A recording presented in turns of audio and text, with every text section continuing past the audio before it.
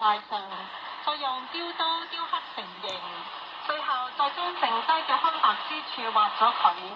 呢個係每位普師必須。這個陵墓就是山上的陵墓。邱恒勇話：我哋呢個材料主要係以嗰個梨木，就係山上嘅梨木，因為佢材質比較硬，然後嗰個紋路比較細膩，刻嘅字主要以魯宋體為主。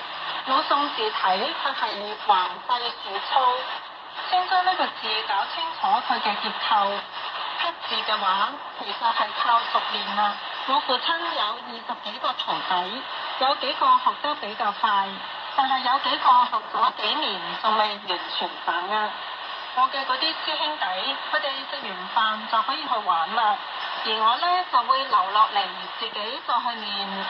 所以我喺差唔多半年時間，就將呢個寫板字同嗰個雕刻基本上都掌握啦。當然嗰個時候仲細，手經常會割損、割出血。邱恒勇經過多年嘅刻苦磨練，形成咗自己獨有嘅風格，筆畫整齊乾淨，刀法乾淨利索。邱恒勇介紹話：明代嘅木活字印刷術最初嘅使命係印製族譜，而修訂族譜喺漢漢時要繁瑣嘅工程，需要花費嘅時間短則半年，長則1年幾。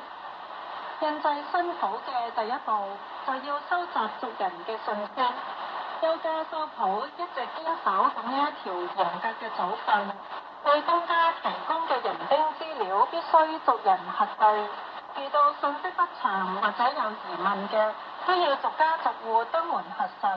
所有信息核實無誤之後，先至能夠着手印製新譜。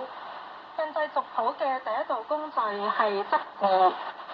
修族譜的有一個專門的一個規律，就是有分一個前8行。